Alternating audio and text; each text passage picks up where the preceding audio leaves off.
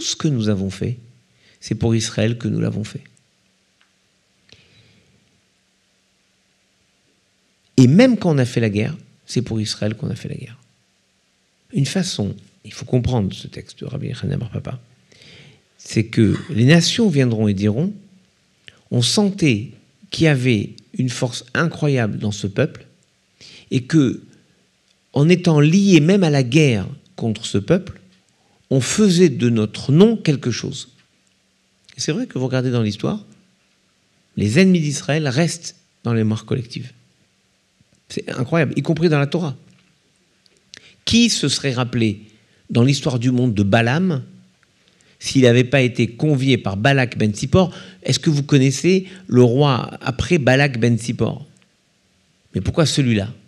Parce que celui-là, il a mandé Balaam pour maudire le peuple. Et donc, celui qui se construit comme ennemi d'Israël, y compris dans la guerre, il a fait pour Israël.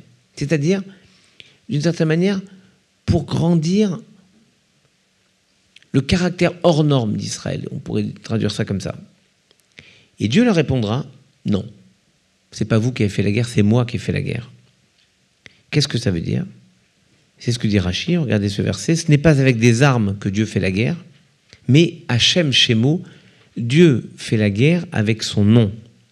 Et la Mechilta dit, et ça c'est magnifique, et c'est lié au verset précédent que je vous ai commenté, ce n'est pas avec des armes, mais avec son nom, ça veut dire que même quand les hommes se battent, ils continuent à nourrir les hommes, même quand ils font la guerre. Et même quand Dieu fait la guerre à des hommes, il continue à les nourrir. Une façon de dire, il est vraiment la personne hors norme de la guerre, parce que quand on fait la guerre, on cherche tous les moyens possibles pour annihiler l'adversaire. Dieu ne fait pas ça. Parce que si Dieu faisait la guerre aux hommes en utilisant tous les moyens qui sont à sa disposition, il n'y aurait plus de guerre, il n'y aurait plus d'hommes.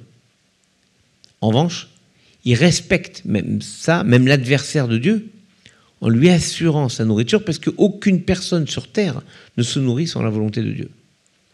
Et donc on comprend que nous qui sommes à l'image de Dieu, et qui avons comme principe de base l'imitation de Dieu, quand je dis l'imitation de Dieu, c'est par exemple dans le décalogue, dans les 10 commandements, quand Dieu dit pour le Shabbat, vous devrez faire le Shabbat, il y a marqué, vous devrez, 6 jours vous travaillerez, le 7e vous arrêterez, car 6 jours l'Éternel a créé le ciel et la terre, et le 7e il a arrêté de créer. Et donc vous arrêtez de créer. Donc pourquoi on arrête de créer? Parce que Dieu a arrêté de créer. Donc on fait comme Dieu. Et donc si Dieu continue à nourrir même ses ennemis lorsqu'ils lui font la guerre, à plus forte raison, nous, avons-nous des devoirs moraux, y compris envers nos ennemis, même quand ils nous font la guerre. Et je trouve assez extraordinaire les impératifs moraux que se mettent sur elles les grandes armées, qui estiment que l'enjeu n'est pas d'éradiquer l'adversaire, mais qui est de le forcer à faire une décision et le forcer à rebasculer de l'état de guerre à l'état de diplomatie, c'est-à-dire à l'état de négociation, de discussion. Et pour forcer quelqu'un à discuter, il faut parfois, et c'est le principe même de ce que disait Clausewitz, il faut le forcer, le contraindre à la discussion. Comment on le sait? Parce que jamais le peuple d'Israël n'est allé faire la guerre sans l'Arche Sainte. Jamais.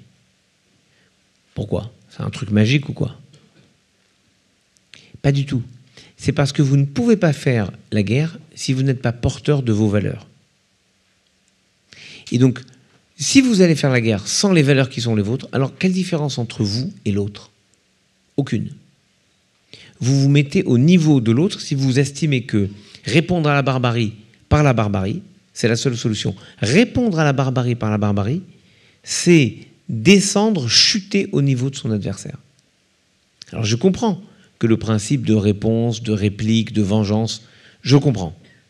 Mais justement, un chef, et les chefs militaires ont cette particularité, c'est celui capable d'entraîner ces hommes, les femmes qui sont sous ses ordres, pour les pousser à s'élever au-dessus du niveau de l'adversaire et à ne jamais sombrer dans la barbarie. Et je vais vous donner un axiome très simple.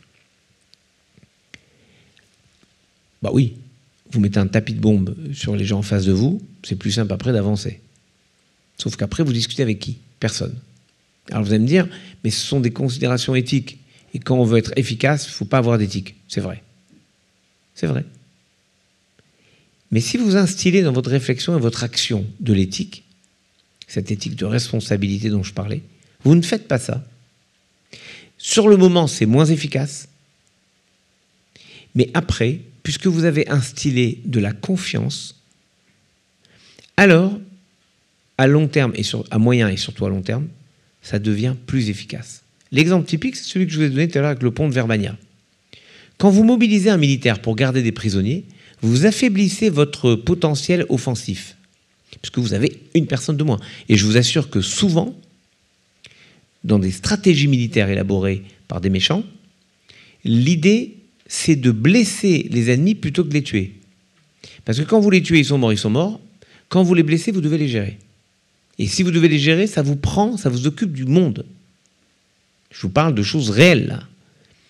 Donc, quand le capitaine dit à son adjudant, c'est-à-dire qu'il le délègue à cette mission de protection des prisonniers, il affaiblit son niveau offensif. Mais il a instillé de la confiance qui, vous voyez, à très moyen terme, à très court terme même, lui rapporte plus. Et il retrouve de l'efficacité. C'est une règle absolue. Vous l'appliquez à n'importe quel domaine. Réfléchissez au domaine que vous connaissez bien, celui dans lequel vous vivez, vous évoluez. Imaginez des réflexions sur l'éthique. À un moment, on ne peut pas faire ça. Vous instillez de la confiance dans le système, vous êtes peut-être moins efficace que certains, mais sur le moment, oui, mais à moyen et à long terme, ça marche mieux. C'est le cas de la corruption, par exemple. On a toujours dit, oui, j'ai entendu des gens dire, quand on n'arrivait pas à vendre des Rafales à l'étranger, oui, si on avait le droit de faire comme avant, les frais commerciaux. Vous avez vu la formulation pudique. Frais commerciaux. On avait le droit à 12% de frais commerciaux. Ça veut dire graisser la patte des potentats locaux pour qu'ils nous achètent nos avions. N'empêche qu'à la fin, on a vendu nos avions par la compétence de nos avions et nos capacités à proposer des packages à la fois financiers, industriels, de partage de technologies, etc. Moralité, oui, au départ, c'était plus difficile et nos impératifs éthiques nous empêchaient de gagner des marchés contre des pays qui avaient passé plus d'heures de jeunes filles, mais à moyen terme et à long terme, nos marchés sont plus réglo, plus honnêtes, et notre façon de gagner le marché se fonde sur la qualité du matériel et le service qu'on propose. Et c'est valable partout. J'ai pris cet exemple de l'armement, mais c'est valable vraiment dans tous les domaines. Ce qui m'intéresse, c'est que donc l'arche avance avec le peuple, et on voit que Amalek, par exemple, pourquoi c'est un ennemi terrifiant, Amalek? Non pas parce qu'il est méchant et qu'il nous bat, pas du tout. Parce qu'il ne respecte pas ce qu'on appelle le jus in bello, c'est-à-dire le droit dans la guerre. Qu'est-ce qu'il fait? Il attaque les faibles. Quand le peuple avance, Asher Karra Banderer, il t'attaque, en fait, il t'a refroidi sur le chemin, où il attaque les faibles, Veata Ayef Veyagea, et tu étais épuisé. Et donc, il n'a même pas respecté, disons, les blessés, il n'a pas respecté, on dirait aujourd'hui, la Convention de Genève. Voilà pourquoi Amalek est un ennemi terrible. Parce qu'il ne respecte rien.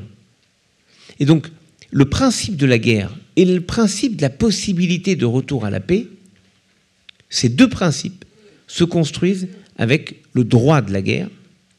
Le principe dont je vous ai parlé, c'est comment tu construis le jour après. Et celui qu'on ne peut pas envoyer tout le monde faire la guerre, il faut envoyer des gens porteurs de valeurs et qui craignent assez de perdre quelque chose pour savoir qu'en risquant leur vie, ils risquent aussi la vie des autres et que finalement la vie des autres a autant de prix que la leur. Et c'est quelque chose d'assez compliqué à comprendre. Pourquoi ? Parce qu'on a toujours le sentiment que puisqu'on a un combat juste, on va être entendu. Et d'ailleurs, dans la Bible, il y a une occurrence assez étonnante où les Hébreux combattent. Moïse est sur un monticule et a les mains levées vers le ciel. Et Moïse est épuisé. Et Moïse baisse les bras. Et qu'est-ce qui se passe sur le terrain? Les Hébreux perdent.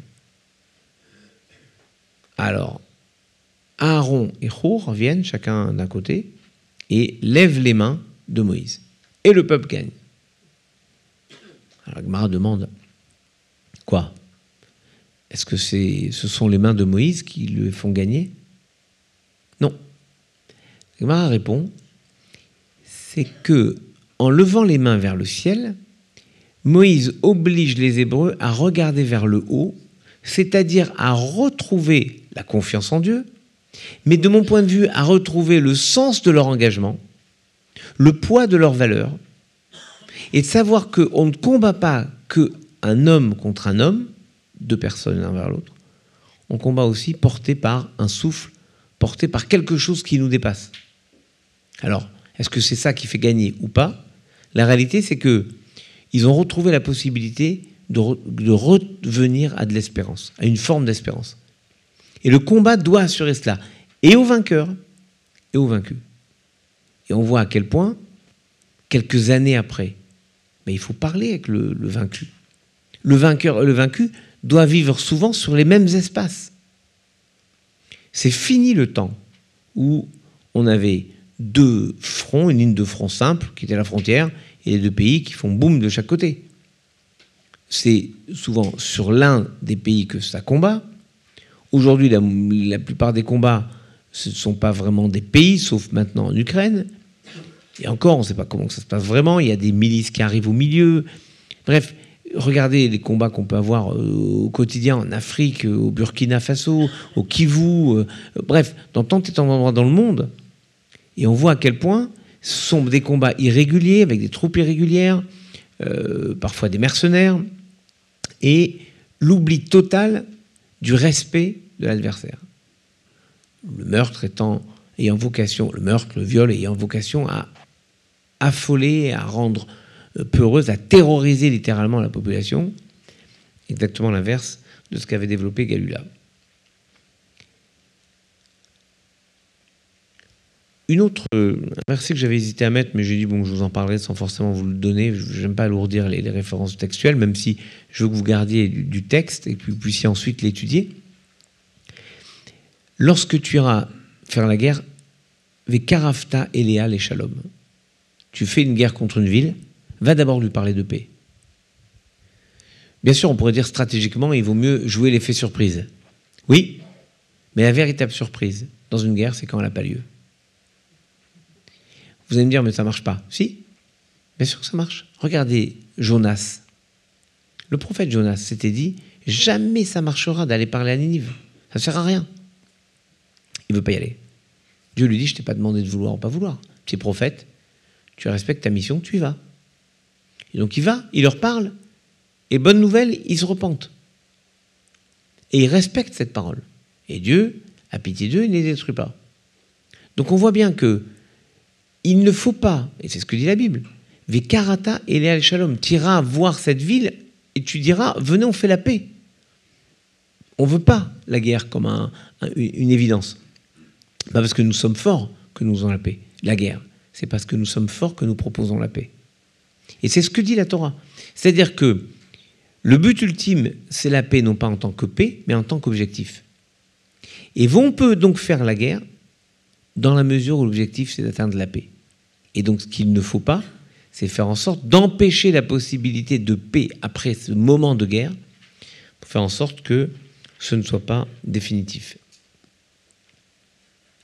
Et on le voit d'ailleurs avec un passage bouleversant, quand les Hébreux se rendent compte que ça ne marchera pas, ils n'entreront pas en Terre Sainte parce qu'ils ont pleuré à cause des explorateurs. Il y a une partie des Hébreux qui dit, on va y aller. Et Moïse dit, vous n'irez pas. Les Hébreux disent, oui, prête-nous l'Arche Sainte, on va faire la guerre comme d'habitude, on va rentrer. Non, vous n'irez pas. Ils vont, et ils se font décimer.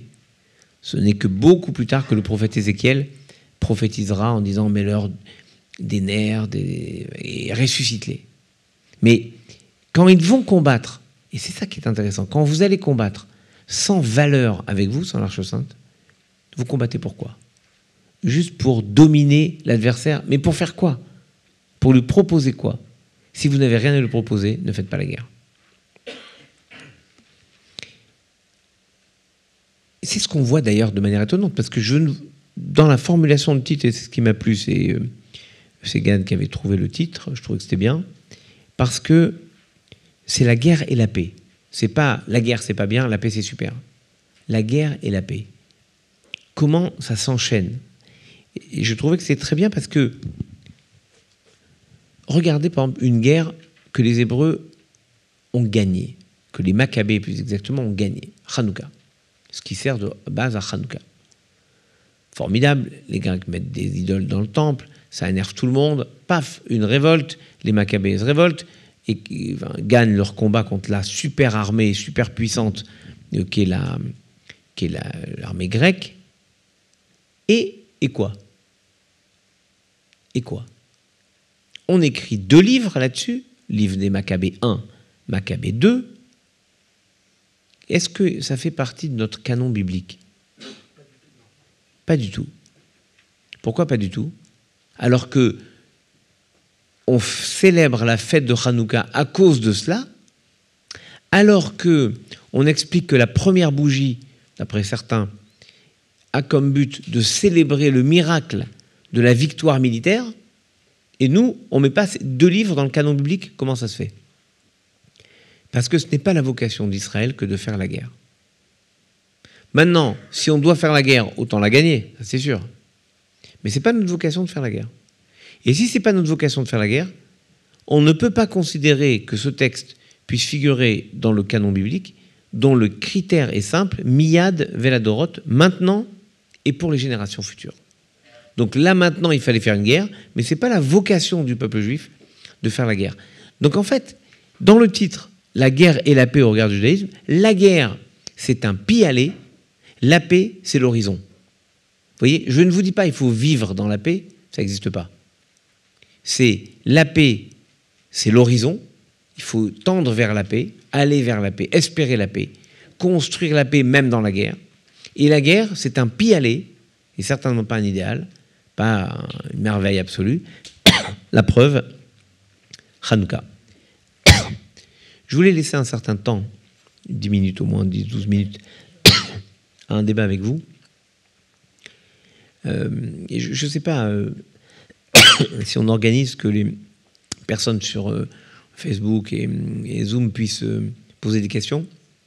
Mais en tout cas, on va le faire ici. Il faudra voir si une phase d'amélioration à anticiper pour le futur. Mais je voudrais finir avec quelque chose d'assez étonnant. Le roi David, qui est le roi qui a fait le plus de guerres, parce qu'il a fait les guerres que Dieu lui a demandé de faire, pour étendre le royaume qui était celui promis, promis par Dieu au peuple d'Israël. Quand il finit toutes les guerres, le roi David dit à Dieu, « Mon Dieu, formidable, j'ai fait le job. Maintenant, je voudrais construire le temple. » Et Dieu lui dit, « Tu ne peux pas. » Ah oui, pourquoi je ne peux pas? Parce que tu as les mains pleines de sang. Il lui dit, « Mais enfin, c'est du sang. Mais c'est toi qui m'as dit de faire les guerres. Donc moi, j'ai fait les guerres que tu m'as demandé de faire. » Oui, c'est vrai. Mais tu as les mains pleines de sang. Tu ne pourras pas construire le temple. Il y a comme une incompatibilité entre la guerre et la construction du temple, mais ton fils le construira. Et c'est le roi David qui va permettre, par l'évocation de son nom, que les portes du temple s'ouvrent. Les portes, une fois que le temple a été construit, refusaient de s'ouvrir. C'est le psaume 24. Seou sharim rachechem, élevez vos têtes portes. La Gemara raconte dans Sanhedrin que les portes refusaient de s'ouvrir et c'est uniquement à l'évocation du nom du roi David que les portes sont ouvertes, manifestant ainsi que David avait tout le mérite nécessaire pour que le temple soit érigé, mais que comme il avait fait les guerres, il avait quelque chose d'incompatible avec la sainteté du temple. Ce qui nous dit qu'on doit avoir un immensissime respect pour nos soldats qui, comme on le dit dans la prière pour la République, que l'Éternel accorde sa protection, sa bénédiction à nos forces de l'ordre et à nos soldats qui, en France et partout dans le monde, défendent la France et ses valeurs. Leur courage, leur ténacité, leur force morale sont notre honneur. Le principe, c'est que voilà des hommes et des femmes qui vont combattre, qui risquent de mourir, pire, qui risquent de donner la mort et qui perdent leur innocence. Les militaires qui m'ont raconté les opérations au Rwanda, quand des militaires qui sont engagés pour combattre et pas engagés pour pousser des caterpillars avec des monceaux de cadavres devant eux, ces militaires qui perdent leur innocence au contact de la violence dans le monde, le font pour que vous et moi soyons sereins et porteurs de l'innocence qui nous rend aptes à vivre le temple. Et David, le roi David, a fait le sacrifice de cette innocence pour que son fils puisse construire le temple. Et donc, vous voyez, il y a quelque chose à la fois de terrible et de merveilleux dans la guerre qui a vocation à ramener la paix. C'est tout. Le seul but de la guerre, c'est de ramener la paix. Mais la guerre, celui qui s'y livre, il a quelque chose qui devient pratiquement impur. On retrouve ça, et je voudrais conclure avec cela, dans la plus grande des guerres, dont on dit dans les Maximes des Pères quel est le fort, le très fort, celui qui domine ses pulsions. Il y a exactement la même chose. La plus grande des pulsions, c'est l'impureté. Or, comment on est réparé, si j'ose dire, de l'impureté, comment on est purifié de l'impureté? Avec le principe de la vache rousse. On aspergeait des cendres de la vache rousse mélangées à de l'eau sur les personnes en fin de cycle de purification. Et les personnes redevenaient pures. Sauf que celui qui faisait le produit de la vache rousse, lui devenait impur une journée jusqu'au soir. Autrement dit, celui qui amène la purification devient impur pour ne pas qu'il ait l'orgueil de se dire « c'est moi qui amène la pureté ». De la même façon, celui qui amène la paix porte une forme d'impureté pour ne pas qu'il se dise « c'est moi qui amène la paix ». Voilà pourquoi il dit « non, c'est moi qui fais la guerre et c'est donc moi qui ramène la paix ». Et vous, vous êtes des outils. Et il faut accepter cela. Voilà pourquoi ce verset de Hachem Ishmil Chamaï est tellement fort. Dieu, cette personne de guerre, il fait la guerre à ceux qui pensent, eux, faire la guerre, tout décider, parce que c'est une forme d'idolâtrie de soi-même, et que la seule façon d'éviter de faire la guerre, c'est pas de vivre en paix, c'est de tendre vers la paix. C'est d'avoir comme horizon la paix. Et c'est ce que le judaïsme propose. Le judaïsme dit, voilà, tu t'approches, il y a des conflits, va d'abord discuter de paix, propose la paix. Si c'est impossible, alors fais la guerre, mais fais-le toujours en sachant que tu vas perdre quelque chose en faisant la guerre. Et donc il n'y a pas une sorte d'héroïsation absolue du soldat, et que tu dois avoir comme horizon que le respect de l'autre et la construction de la paix. Voilà ce que je voulais partager avec vous, et maintenant je suis ouvert à répondre à vos questions. Il y a une question de monsieur là. Formidable. Alors, la première question, c'est très, je dirais, sans être sarcastique, mais enfin, c'est très politiquement correct ce que vous dites, qu'il faut inspirer la confiance, qu'il faut essayer de faire la paix avant de faire la guerre. Mais de façon pratique, tachles, comme on dit, comment est-ce que vous appliquez ça avec Hamas? Première question. Et deuxième question, c'est que je ne comprends pas très bien en quoi on devrait avoir honte d'avoir apporté la paix. Et est-ce que Salomon, qui lui a construit le temple, d'après ce que je comprends, il n'était pas très aimé, il était assez, enfin, je ne sais pas si c'était corrompu, enfin, il avait vraiment exploité beaucoup de gens, les gens il était haï je crois, par beaucoup de gens parce qu'il prenait beaucoup d'impôts. Est-ce que ça c'est mieux que quelqu'un qui a gagné des victoires parce que Dieu lui a demandé? Je sais pas s'il y avait le canard enchaîné à l'époque. Je sais pas s'il y avait le canard enchaîné à l'époque, vraiment. Non, je suis sérieux. J'ai entendu beaucoup de choses sur le roi Salomon. Il avait peut-être beaucoup de femmes, il avait un grand règne, beaucoup de richesses, mais personne n'a jamais osé dire ce que vous dites. Enfin, vous avez sûrement vos informations que je n'ai pas sur une éventuelle corruption du roi Salomon. C'est même gênant et je peux pas l'accepter. Moi, c'est ce que vous avez dit. Moi, en tout cas, je peux pas l'accepter parce que le roi Salomon est le plus grand des rois parce qu'il a construit le temple et qu'il a incarné la chose la plus incroyable qui soit, une intelligence du cœur. Et l'intelligence du cœur, c'est ce qui manque à tous les contempteurs, et du roi Salomon et du roi David. Le Talmud dit « Kol omer David rata eno elatoe » quiconque prétend que David a fauté ne fait que se tromper.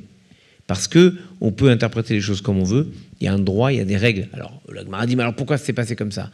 La Gemara répond « En fait, il était pressé, il était trop pressé d'avoir un enfant avec Bethsabée, parce qu'il sentait qu'avec cette femme, il allait porter la suite de son œuvre, le roi Salomon, son fils Salomon. Donc, on peut critiquer telle ou telle partie de l'action d'un roi. Et la Gemara, d'ailleurs, ne se prive pas de le faire, y compris pour le roi Salomon, mais pas comme vous, pas dans les termes que vous employez. Elle dit, il a régné, puis il a arrêté de régner, puis il a repris son règne. Elle pose des questions comme ça sur le roi Salomon. On ne sait pas exactement comment c'est fini le règne du roi Salomon. Mais vraiment, sûrement pas dans les termes que vous employez. Quant à votre première question, J'ai pas d'irénisme. Je ne sais pas ce que vous avez fait dans la vie. Moi, j'étais avec les militaires, avec eux. Et j'étais dans des pays où, croyez-moi, je devais sortir avec un gilet pare-balles parce que nos soldats étaient engagés vraiment dans des combats. C'était pas... Et donc, ce que j'essaie de faire partager, c'est mon expérience. Quand le général Lecointre me raconte son assaut sur Verbania, c'est quelque chose qui le bouleverse encore maintenant. Parce que ces moments d'intensité forte au combat sont des intensités de vérité humaine. Et là, je ne peux pas comparer par rapport à tel combattant, tel combattant, tel combattant. Ce que je peux vous dire, par exemple, pour les miens que j'ai amenés au Mali, par exemple, et que j'ai amenés, qui sont allés remonter dans les Iforgas, ils avaient en face d'eux des gens complètement drogués, dans une situation où il y avait peu d'alternatives autres que de stopper, vous voyez, stopper comme dans le professionnel. Est-ce que je le stoppe? Je le stoppe pas? Oui, stopper les bonhommes qui arrivent en face, parce que pour la première fois depuis des années, on a remis les baïonnettes à nos fusils d'assaut. Donc, c'était des combats proches. Alors après, je ne peux pas vous dire... mais ma question, c'est que je ne connais pas les règles d'emploi des uns des autres. Je vous dis simplement, la règle militaire, c'est d'abord de se défendre, donc la question de la défense, et puis c'est ensuite le principe du combat. Moi, je ne vous dis pas tel ou tel lieu. Alors vous connaissez mieux tel ou tel champ de combat ou front que moi. Ce dont je vous parle, c'est ce que j'ai pu mesurer. Maintenant, il est évident qu'on ne va pas, pour les beaux yeux d'un ennemi, le laisser vous tuer. Donc il y a l'impératif de sauver et de combattre, mais jamais de descendre au niveau de barbarie de l'ennemi. Jamais. Et ça, peu importe ce que vous imaginez comme étant le niveau de barbarie des uns ou des autres, se mettre à leur niveau, on arrive à Abu Ghraib. Et Abu Ghraib, c'était la honte de l'armée américaine. Et croyez-moi, ça n'arrive que dans les armées où on dit ça ne peut pas nous arriver. Donc, se mettre au niveau de l'adversaire en termes de barbarie, ils ont fait ça, on va leur faire ça. C'est d'abord donner raison. Et alors pourquoi combattre des barbares? Puisque nous sommes nous-mêmes des barbares. Jamais, jamais aucune armée respectable ne peut faire ça, quel que soit son ennemi. Une question de Charles Meyer, maître Charles Meyer. Je vais essayer de ne pas donner dans le travers juif qui consiste à faire une nouvelle conférence et à dire, bonne chance. À dire deux ou trois choses sous forme de questions. D'abord, merci pour le haut niveau d'éthique, de morale à travers l'exposé que vous nous avez fait, qui est la fierté du judaïsme d'avoir cette vision sur la morale, la moralité de la guerre et la vision vers la paix. Malheureusement, est-ce que nous ne sommes pas dans un optimisme béat lorsqu'on exprime des idées comme celle-là? Et là, j'exprime mes deux questions. Première question, moi j'ai été officier dans l'armée française en Algérie. J'ai été officier d'action psychologique à Tébessa et j'ai été l'officier de presse du général Gouraud à Constantine. J'ai vécu donc aussi, je sais ce que c'était les SAS, mon expérience personnelle est que finalement, tout ce que nous, Français, avons fait dans le sens moral, dans le respect de ce que nous pensions être aussi des revendications légitimes de la population, eh bien, ça n'a jamais, jamais bien fonctionné. C'est même le contraire qui a fonctionné. C'est mon expérience personnelle. Voilà, je voulais tout de même le dire. Et là, alors ça, c'est donc une première question. Est-ce que nous ne sommes pas naïfs? Deuxième question, la guerre aujourd'hui n'est pas celle qui oppose des gens qui ont la baïonnette au canon. La guerre aujourd'hui est une guerre psychologique. Et celui qui gagne, c'est celui qui détruit l'image de l'adversaire. C'est celui qui fait la conquête des esprits et qui, au contraire, détruit les valeurs de l'adversaire. On est dans un... Tous les pays qui étaient sous la tutelle d'une puissance coloniale ont été traversés par le même souffle, à peu de choses près, au même moment. Et donc, c'était aller contre l'esprit du temps, du moment. Ceci dit, il y a eu quand même des réussites. Et on voit bien, dans les wilayas où Galula a mis en place sa stratégie, c'était apaisé. On voit bien, par exemple, il y a des zones, si vous voulez, qui étaient avec de lourds combats en Algérie, et des zones où il n'y avait pas de combat. Pas faute de combattants, mais parce qu'il y avait un autre type de rapport entre les personnes. Je ne peux pas vous dire pourquoi, comment, c'est un plus long débat. Maintenant, votre première question, qui revient un petit peu à la question de monsieur tout à l'heure, est-ce qu'on n'est pas naïf? Non. Non. Parce que, pardon de vous dire, encore aujourd'hui, on a des combats à la baïonnette, au fusil, je vous l'ai dit. Au Mali, c'était le cas. Et le Mali, moi, je les ai emmenés en 2013, nos soldats. Donc, c'est il n'y a pas si longtemps que ça. Et oui, en Ukraine, on nous parle de combats à coups de César, donc on tire à 40 km. Mais sur le terrain, il y a quand même des affrontements réels. Et puis, là où vous avez évidemment raison, c'est la dimension immensissime de la guerre, à la fois la guerre psychologique et de l'image qu'on donne dans la guerre. Parce que maintenant, tout le monde a un téléphone portable. La guerre n'est jamais belle. Jamais la guerre sera belle. Mais quand c'est loin, et que le soir, ce que vous avez été, l'officier de presse, fait un point presse, et il dit, bon, ben voilà, on a repris 5 km, formidable, des combats héroïques de nos troupes. Bah, la presse, elle dit quoi? On a avancé de 5 km le front, formidable, combat héroïque de nos troupes. Voilà, elle reprend vos éléments de langage. OK. Mais quand tout le monde filme les corps par terre, les horreurs, tout ce qu'il y a, vous ne pouvez plus raconter ça. Et donc, on vous enlève le storytelling, la façon de raconter la guerre, et donc vous devez absolument et impérativement faire en sorte que chaque militaire, vous comprenez, chaque militaire soit absolument respectable et parfait. Et ce que moi je disais aux militaires, c'est simple. Imaginez que vous avez votre épouse, votre fille, votre fils à côté de vous.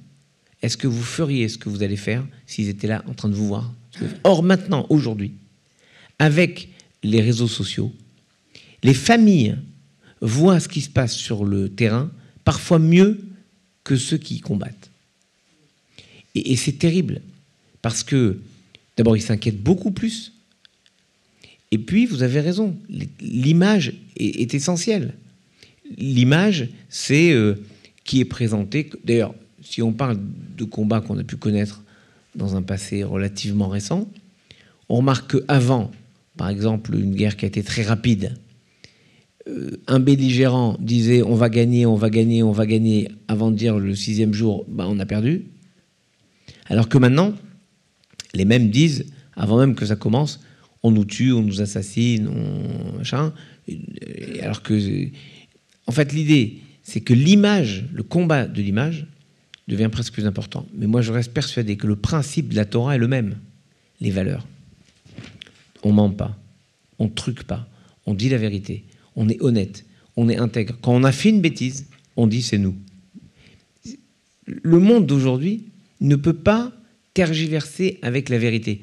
Donc en fait, comme à un moment tout se sait, et surtout, je vous l'ai dit, avec un temps où tout le monde filme, vous ne pouvez pas savoir comment... On ne peut plus avoir ce que Clausewitz appelait le brouillard de la guerre. Vous voyez? Ce brouillard, et je voudrais conclure avec ça, ça m'a toujours touché que Clausewitz parle du brouillard de la guerre, alors que quand, dans cette paracha qu'on va lire Shabbat, chez l'Ach Lecha, Jacob retrouve Ésaü, il y a marqué, il l'a embrassé, et il y a des points dessus. Et Rachid dit, avec ses pieds, il a fait de la poussière, pour que la poussière les environne et les enrobe. Avec cette poussière, il pouvait le mordre sans que personne ne le voie. Autrement dit, le méchant a toujours besoin du brouillard de la guerre pour faire le mal. Et c'est donc la lumière de la vérité qui permet, mais qui oblige aussi à dire la vérité. Quand on a fait une bavure, on doit dire on a fait une bavure. On ne peut pas dire non, c'est pas moi, c'est lui, c'est etc. Et moi, je sais que toute la violence des attaques contre l'armée française après le Rwanda, moi, je ne veux pas rentrer dans des questions politiques, mais les militaires qui étaient sur place n'ont évidemment pas encouragé ces assassinats, ce génocide. Alors on peut dire qu'ils n'ont pas réagi assez vite, ils ont été... Mais c'est exactement le procès qu'on avait fait au général Katz à Oran, quand le 5 juillet 1962, il a eu l'ordre de rester armes au pied dans les casernes jusqu'à 13h30, voire 14h, et qu'il y a eu plus de 700 morts parmi les Européens. C'est un euphémisme. Donc pourquoi? Parce que la consigne de ne pas sortir. Alors on pourrait reprocher ça. Mais la réalité, c'est que, à un moment, et vous avez tellement raison, ce combat de l'image est aussi un combat des valeurs, un combat de l'honnêteté, de la vérité, en fait un combat pour la paix. Une dernière question, parce que sinon... Pardon, la dernière question, juste là, et après, il faut que je bouge. Est-ce que les nouveaux conquérants, les conquérants actuels, ne se servent pas actuellement de cette technique de gagner les cœurs pour faire une guerre silencieuse, comme on dirait une révolution silencieuse à bas bruit? Je pense que c'est la meilleure technique, en fait. Non, je ne sais pas, tous les moyens sont bons pour délégitimer l'adversaire et pour dire que c'est un méchant. Vous pouvez le traiter de fasciste, vous pouvez le traiter de nazi de nos jours. Je vous dis les insultes les plus fréquentes. En étant bon aussi, en donnant de l'argent, des soins, des écoles. Ah non, ça c'est différent. Non, mais c'est non, ça c'est différent. Les conquérants. Mais ça c'est différent. Gagner les cœurs, c'est ce qu'on a essayé de faire en Algérie. On a essayé de faire des hôpitaux. Enfin, on a essayé de soigner les gens. On a essayé de faire des écoles. On a mis nos militaires à faire de l'enseignement. Ça, évidemment. Mais s'occuper des gens, c'est pas tricher. C'est enfin être intelligent. Maintenant, c'était trop tard, je le maintiens. En revanche, je crois qu'il faut être moins cynique que ça, et que quand quelque chose de bien est fait, ben c'est formidable. Si c'est bien, peu importe d'où ça vient, c'est bien. Et ça, je crois que... Tiens, comme ça, je finis avec un dernier petit passage du Talmud, que j'aime beaucoup. Il y avait deux temples. Un temple, le temple de Dieu, qui était à Shiloh, et un temple d'idole qui était à Micha. Idolâtre, Micha. Micha, c'est un culte. Et quand les fumées montaient au ciel, elles se mélangeaient. Et alors les anges du service divin disent à Dieu, tu veux qu'on aille détruire ce temple idolâtre qui perturbe tes fumées de tes sacrifices? Et Dieu leur dit, laissez faire. Parce que le culte de Micha consiste à mettre de la nourriture devant l'idole. Et donc, ce sont les pauvres et les voyageurs qui mangent cela, ils en ont besoin, laissez faire. Vous voyez? C'est bien pour quelqu'un? Laissons faire. Merci beaucoup pour ce temps partagé.